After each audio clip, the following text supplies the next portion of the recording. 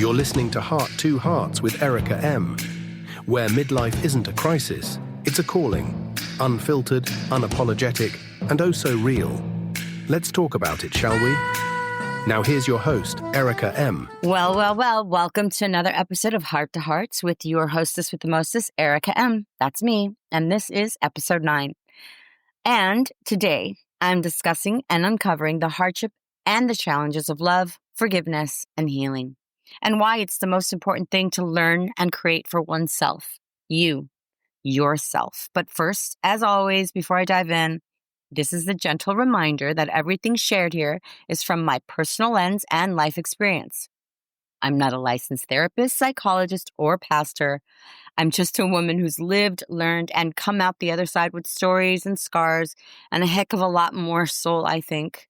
So take what resonates, leave what does not, and please seek professional help if you're in a mental or emotional crisis. You're never alone. Okay, as I said to those coming back, welcome back, my friends. I love that you're here. And to the new listeners, welcome in. I am so happy to have you all here. And this is where I tell you to go grab a drink, whether it be wine, tea, matcha, martinis, whatever your jam is, a vape, go grab it. Come back. And let's talk. Here in episode 9, I had to sit with this one for a little longer, so I'm really sorry for those who've waited to sort of drop this down into, make it something that I really wanted to share. As always, I always hesitate because it is a personal, experience for me. It's not just I'm randomly writing a script. I'm actually talking from practical and real stories of my own. If not all my own, there's some shared in between that I've heard and seen and I've experienced in some way, shape or form.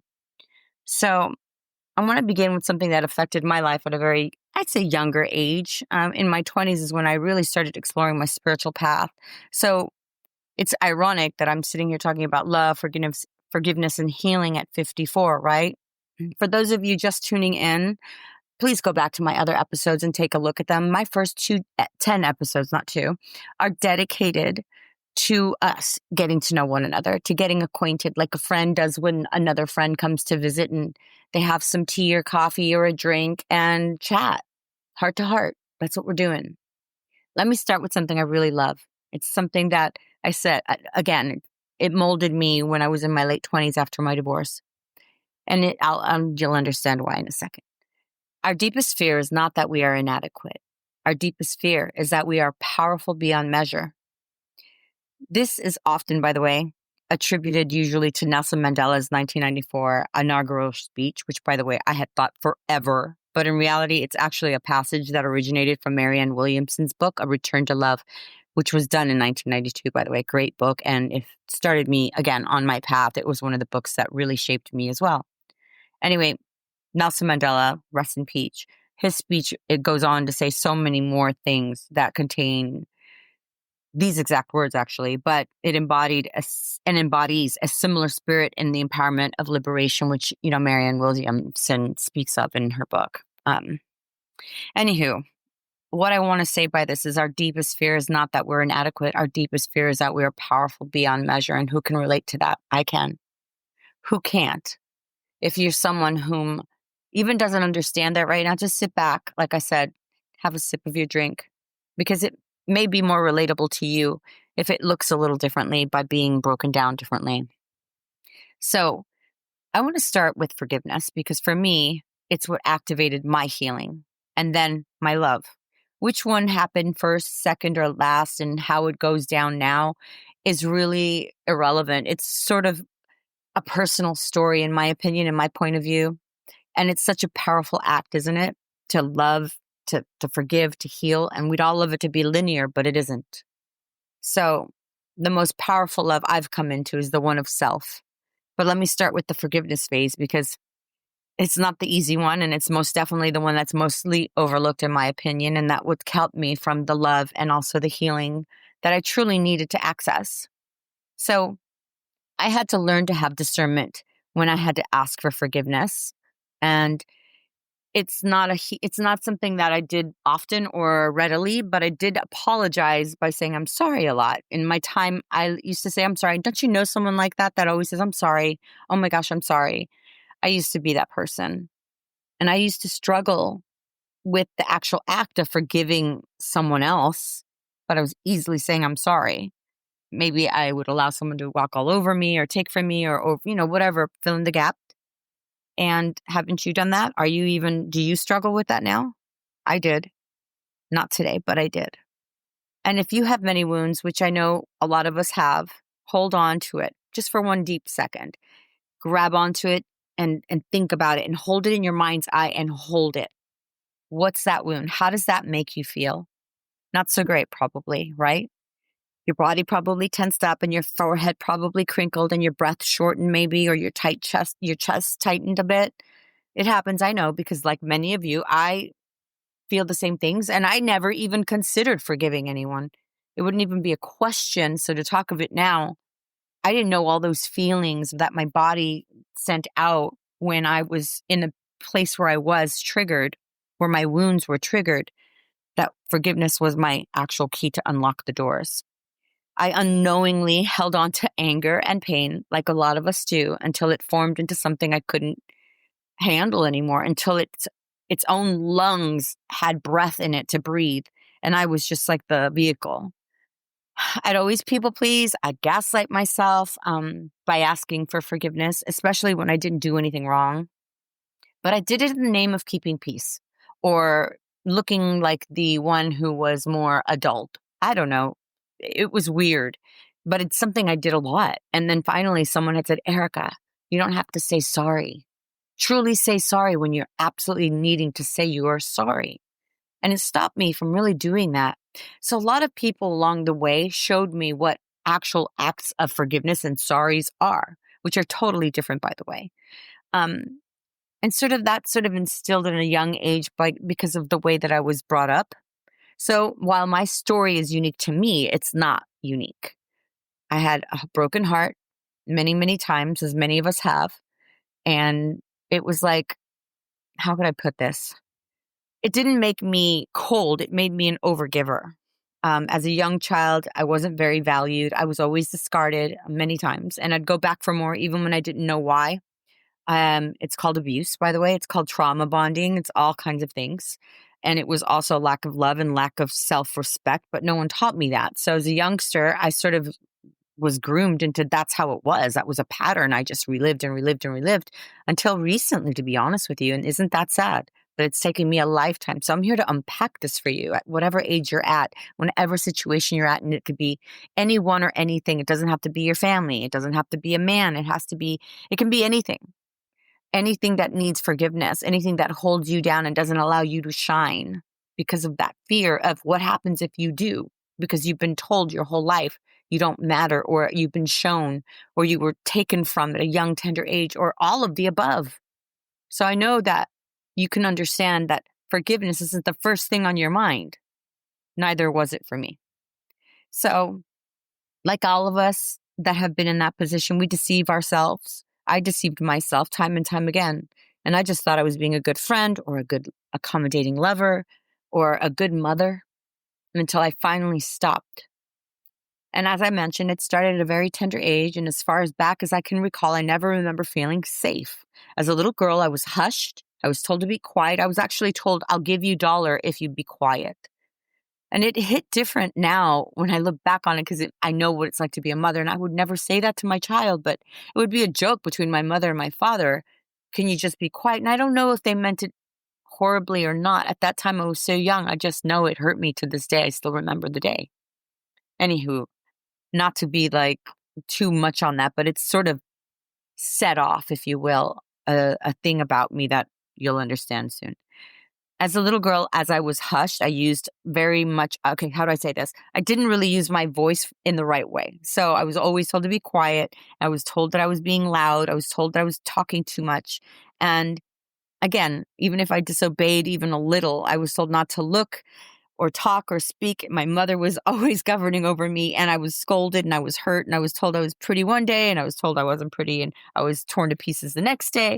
It was humiliation upon humiliation. And I'm building all this up because humiliating me was a weapon that was used against me all the time as a child. And it created a little boss in me, if you will, because I was just like this little defender. I lived this way, and I lived this way most of my life. knowing I was strong, not realizing what I was just a big bulldozer. And all of this, how would I say, these defenses, if you will, kept everyone away at arm's length. And though I didn't realize it at the time, what I was is I was just the biggest, if not the loneliest girl in the world that didn't know how to access true connection and true intimacy with even myself, much less anyone else. But I kept trying and I kept sabotaging my life because I couldn't get through to the next phase, which was so much more than I had even realized. And recently realizing that it wasn't just about getting sober time and time again and having a relapse or getting through the relationship and healing from it. There was so much more that I didn't understand. It was mother wounds. It was trauma bonding. It was actual abuse that was underlying why I could never access the one thing I needed to, which was forgiveness. Because I couldn't even see why I needed to forgive who I needed to forgive. And guess who that was? Guess.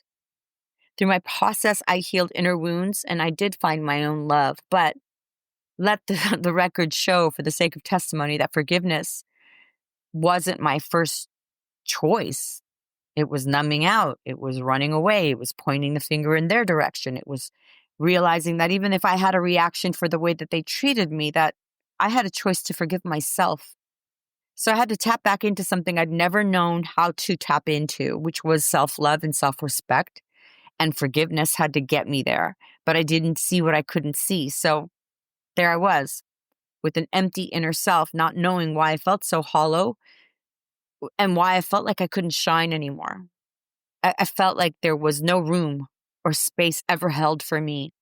And the only times I was in any kind of engagement was when I had to stand my ground against something or someone. And usually that was my family. To this day, by the way, except I choose not to engage anymore, which, by the way, is huge. And as I've accessed inner peace through forgiveness, I've actually had a place inside me that grew, that healed. And it's not something, again, that I knew that I was doing. So while I had a slew of reasons why I was unforgiving, I willingly remained a victim through most of my life, though I never said that. And that too was why I carried a huge resentment, because it stole my true self from me, from self. But let's start with where I found forgiveness. Before now, I'd went through a very dark night of the soul, as I mentioned in my other episodes.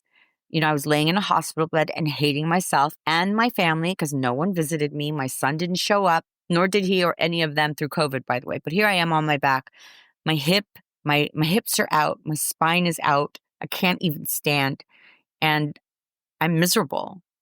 And I was so mad that I blamed my family, my dead mother, whom is dead, by the way, and I'm sitting there blaming her, and the finality of it all. I realized that I hadn't even been living at all, but shrinking to fit this narrative of dislike, disdain, hatred, anger, resentments, self-deprecation that I just was going on in my mind at who I thought I was, who I didn't think I was. And it was screaming. I was screaming just for the love outside most of my life, when it really starts from the inside. And I needed to figure that out. And I didn't know how to. I knew love existed and what that meant to me and why it meant that to me. But it was at that moment that all of the things I thought sort of went out the window, and I went under construction yet again in my dark night of the soul, when I was literally stopped and on my back, like I mentioned, for most of 2024. It's the truth. And it didn't get better just because I realized this and had this epiphany in the hospital. My life had somewhat stopped early on and didn't change November of 24. So I was stuck and stopped and just yet again miserable. And it was when I knew I needed to forgive myself that I could heal. I really, truly heal. It was like something just came over me and said, you got to forgive yourself and then forgive them. I knew I just couldn't carry this bag of wounds anymore, this heavy sack of rocks. Couldn't do it anymore. And I learned the hard way that the hate I harbored, my hate was killing me, literally. And it took my joy, my peace, and my identity. So, hey, forgiveness isn't just something that you do and give in a moment and it's gone. It's actually more than that. It isn't just about letting someone else off the hook. That's what most people think. And I learned it's about freeing yourself from the weight of those burdens that weighed me down like a sack of rocks that I personally hung around my neck and call it resentment, call it anger, call it all of it. It was a sack and it was heavy. And I wore it like an invisible necklace that weighed a ton, let me tell you. My mom passed on May 1st, 2022, and she played a huge part in why I'm here today on this podcast, talking to everyone that might have some kind of relatable feeling and that wants to know about how I personally got here, how you can personally get here on your own and your way as well. And a lot of us know a lot of the narcissists that everyone talks about today. But I actually had a narcissist mother who was wrapped up in rage, and it was usually against only me.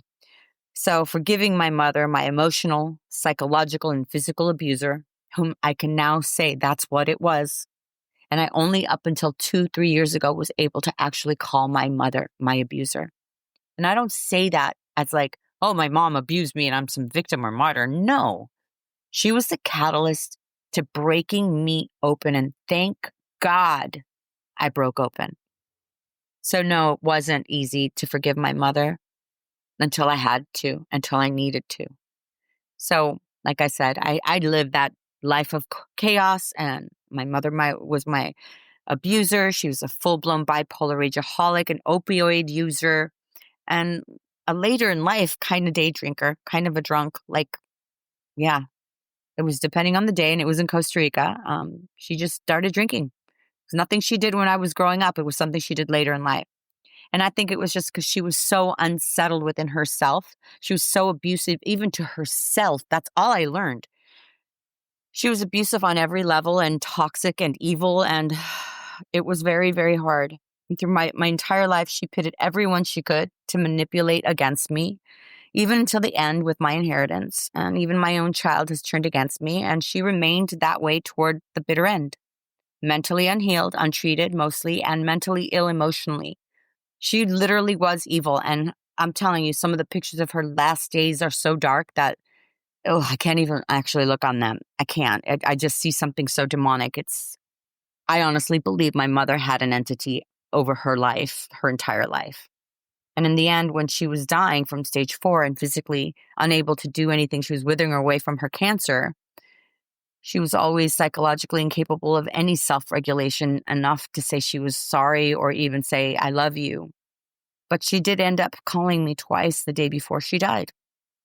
Now, I say all this because it wasn't like I forgave my mom. She died the next morning, you guys. And she died, passed away in true fashion, alone, which hate to say this, but I had actually predicted. And until the bitter end, I hated my mother. And until it stopped destroying me was when I started to really be able to forgive myself for hating her and for her and all she did. Whether I knew it or not, she was my silent trigger to everything that shaped me in my life, and all that anger and pain and that mother wound that I adopted and inherited hurt me until basically I felt erased and had zero shred of real self-love. The awareness of that paralyzed me both physically and literally, but mostly emotionally and psychologically. It was only till the physical part came that all of it sort of trifected on me, if that's even a word. So, not to harp on all of that, I would like to say that it's not the hardest thing you'll deal with, but it's definitely something that will challenge you. But by holding on to anger and revenge, it's not going to help you. And you already know that. And I know you want to protect yourself and you think that that's the way to do it, but it's actually not. It's not actually throwing yourself out there to just anyone. Please maintain control and your autonomy and your self-regulating, if you will. And that is a huge one, knowing when you're in a mode where you may be triggered or knowing that you've been provoked, and finding a way out of that. Not dismissing it, not numbing it out, but finding a way out of that perceived whatever reality you are in to make you feel like you are in fear of what have you. Hate is a big word, and it's possible to feel that. I know that everyone knows that, but those who don't, it's palpable. But it stops any chance of reaching love and or much less healing. So forgiveness isn't so much for the other person, it's for you. I couldn't even see what my solution was because I'd never seen it in action in my household or around me.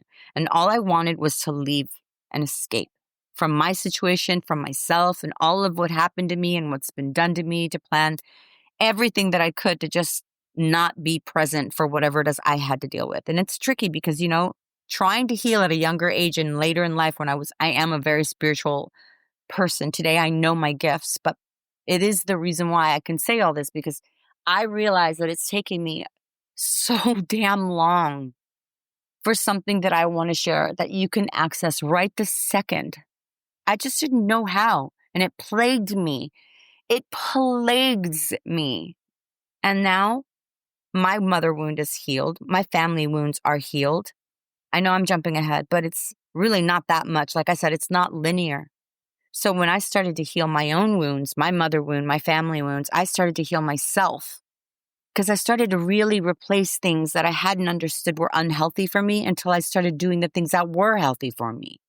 And that meant stop drinking again and never give up on myself and never give in to the past history of my life story that was created for me and that I just basically picked up because of by default, as many of us have. We are not our stories. We can forgive what's happened to us. It's a journey, and it's incredibly personal, and it often requires a lot of courage, the kind of courage most average people cannot access. Hence why they stay in the hamster wheel and the Groundhog's Day, and they do it again every single day. I had to force the truth about myself because healing begins with me, and it begins with you. I had to learn to forgive me and my past and my history and the things that happened to me and the people who did that to me and the way that I reacted, because I didn't have tools or a manual to get me through those things. I didn't have that protective layer of loving family, mother, brothers. No one protected me from them. Who was going to protect me from them? I had to protect myself. So thank God I had that instilled in me, but it's devastated me my whole life. And I know it's probably hurt a lot of your lives as well. So it's time to do the excavating, like I always tell you in all my episodes, to find yourself, your history, your truth. Either get help and have someone help you through it, or do the work. There's a big deal that goes how would I say, not unspoken, because people are being more open about mental health and how it affects you, and anxiety and depression. But no one really talks about how bad bipolar and narcissism together as a parent is detrimental to a child. We just think, oh, that person's crazy. Look at them. They abused their child. But why did they choose that path to do that? They were taught by someone else. They never forgave. They never healed. They never got to loving themselves. They never forgave the person, the situation, the story, the events, much less themselves. Most of these people drank or probably drugged or did something, or they're not here with us or something, because they didn't heal and transform. And as all of you know, I'm 54 and here I am. And it's only been the last 2-3 years that I've been really transformative about this path of mine. And it's beyond, honestly, my own imagination of how fast it's happened the moment I decided this is enough. And no, it isn't perfect. It's only the start to something more. But it has led me to all the things I've always dreamt of, which was accessing my love, loving myself and not someone else. And that is everything. So by healing my mama wounds, my mother wounds, I got to access my true self, because I got to look at myself in a different way. And I hope that you get to look at yourselves in a different way once you start to excavate your story. So how do we do that, right? How do we get into this phase of excavating our story? And what are the steps we can take to actually have this experience? The mental war is real. I get it, but it does delay the healing. So you're not just grieving the betrayal, you're grieving the illusion, the version of the person you wanted whatever to be, X, Y, or Z, them to be. The version of your childhood you wished you had, the life you thought you were building. Healing requires radical honesty, not to blame, not to vilify, but to name what was. You cannot heal a wound you won't acknowledge. And when your betrayal is involved, or any betrayal, I should say, especially from someone close, someone you trust, someone you're loyal toward, or someone you just like or love. It takes extra courage to admit you were hurt by someone you actually felt that way about. And here's the hard truth no one tells you. Healing is about them changing. It's about you integrating the pain, integrating the lesson, making peace with the fact that you may never get their apology, the closure, or the version of them you deserved. You start healing when you stop defending their actions to protect your attachment. You reclaim your power when you say, it hurt, it wasn't okay, and I still get to move forward. That's where the mother wound starts to shift. That's when their betrayal transforms. That's when cognitive dissonance dissolves and clarity steps in. Because clarity is where peace lives, you guys, my lovelies. And that's the truth. But of course, it's my truth. You don't have to believe me. So I want to stop right there, and I want to ask you to close your eyes. I want you to see yourself in third person in an event or a time you'd like to rewrite. Maybe it's the story or the way that they spoke or the way that you didn't speak up. Maybe it's the way you showed up and didn't own your space. Maybe it's because you shrunk and allowed them to shrink you again. Maybe with covert belittlements or overt ones. Who knows? Silent jobs to this day, for me, trigger me. It's never been my favorite thing. I'd rather have an engaged argument than have someone be silent and silently jab me. Only you will know what it is. But close your eyes and find that place. Find one or two. Well, here's some key actions that you can do to realize how to start the middle, at least to start the process of how to get to the middle of, like I said, forgiveness, and take away something you've never done before, like set a boundary. Rewrite your story in your mind, but set a boundary. Recognize the limits and communicate them clearly. Protecting your emotional space is vital, especially after being hurt. Some shut down, some shut off and disappear, acting like it didn't even exist or matter. But what if it really mattered? And what if it won't let you be? Let's just say. Setting yourself up to succeed is a first step to stepping into a healthy boundary. So know yours. I want you to also practice some self-compassion. Treat yourself with kindness and understanding. How do you talk to yourself? Now, I can tell you from my personal take, again, as I was around healthier people, they would tell me, Erika, don't talk to yourself that way. And I would have so many people tell me, take the bat out of your hand. I was so used to be degrading and belittling myself. I didn't know that self-deprecation was even happening, but it was. And everyone around me acknowledged it to me. Those who cared anyway. So acknowledge your feelings without judgment, please. Love yourself regardless, and positive self-talk only. And visualizations actually help here. So make a visualization board if you must. One of teddy bears and hearts and children that you can hug. I don't know, puppies. But know your boundaries, okay? And self-practice and self-compassion in that area is super important. And engage in self-care, prioritizing activities that nurture your mind, your body, your spirit, such as exercise, meditation, hobbies that bring you joy. Now, that does not include drinking yourself into oblivion or smoking until you're high as F. I'm talking about engaging in self-care. Go for a hike. Go watch the sunset. Make sure that when you wake up in the morning, if you have dogs, go take a nice sunrise walk.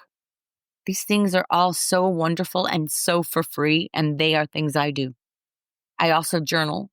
I write about my feelings and experiences, and this also can help you with processing your emotions. And you do gain in clarity by writing. It's not about writing in your phone. I'm talking about getting a pen and piece of paper and notebook and start journaling. Most importantly, beyond all of this, seek support, because you need people to surround you that are supportive friends or family if you can. And consider talking to a therapist. They provided me so much guidance and validation that it got me started and pushed me further. I really highly suggest that. And another thing that I like to do is put Post-it notes up, affirmations, and actual affirmations that I would silently listen to on some of the apps I have. So use positive affirmations to reinforce your self-worth. Remind yourself daily of your strengths and value, please. You are wonderful. You are strong. You are capable. You're kind and beautiful. And if you're not, you're on your way. So forgive yourself. Let go of any self-blame. Understand that healing takes time. And it's okay to feel hurt. Just focus on the growth. Identify the lessons learned from these experiences. Use that pain as fuel, as a catalyst for personal development. Listen, your worth is inherent. It really is. Understand that your value is not defined by others' actions or opinions. You're deserving of love and respect. And healing takes time. Acknowledge that it's normal. It's normal to feel pain. It's that healing is a journey. It's not a destination like we all try to get to. It isn't. It's a process. It's not linear. So control your narrative.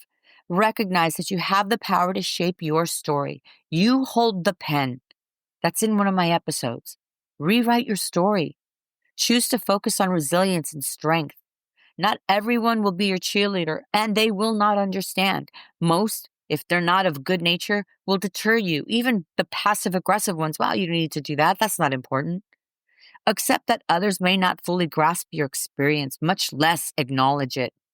Your feelings are valid, regardless of others' perceptions.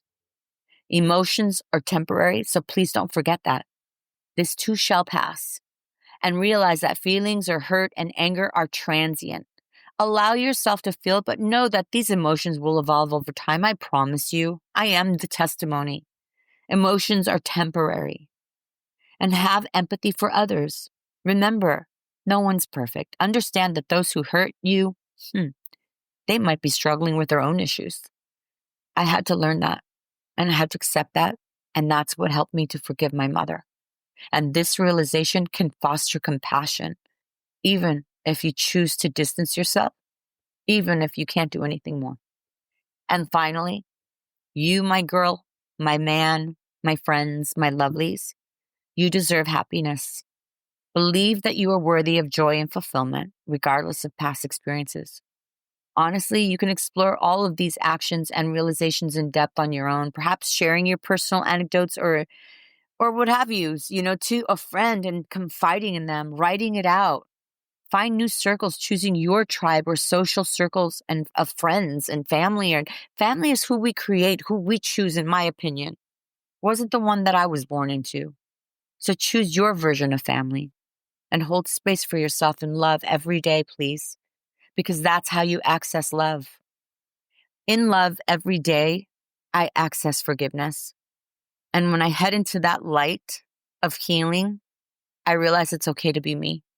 It's okay to be all of me, to be loud, to be extra, to show up, to hold space, and to not shrink anymore.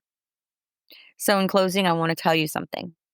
While forgiveness is a process, it's okay to take your time. Don't rush yourself. Allow yourself to heal. And second, love can be a powerful motivator to heal. It encourages us to mend our relationships and let go of our past hurts.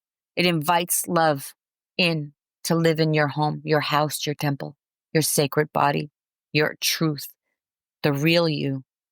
And lastly, remember that when you find yourself in a difficult time, you can always access a moment to pause and to realize that this is just something that happened that is just going to pass again. Your triggers are not forever, and recognizing them will help you to continue to heal. And loving yourself through those is the key. So strive to act kind with yourself and to others, of course, because whatever we put into this world often comes back around, and it comes back as karma, and it's usually very heavy. So with that, I think I'm going to wrap it up. I hope you're still here, and if you are, thank you. Have you subscribed yet? Have you hit like?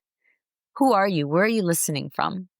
I've been very happy to see that all my downloads are coming in from iHeart and from Pandora and from Apple, and I'm in the hundreds, and I'm super, super shocked and so utterly grateful.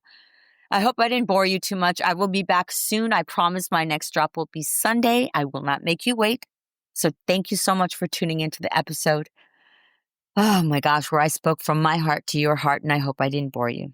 And I hope my today's insights resonated with you and inspired you to embrace forgiveness, to love, and to release the pain and transmute it into manifesting your own dreams, your own life, your own truth. Until then, my lovelies, take care and remember one more important thing. Do this all because you are worth it. Well, that's a wrap on this episode of Heart to Hearts with Erika M. If today hit a nerve, stirred a truth, or sparked a comeback, make sure to subscribe, share, and come back next Sunday when Erika talks about whatever she wants. Midlife isn't the end. It's where the story gets good and the middle gets rewritten. Your way.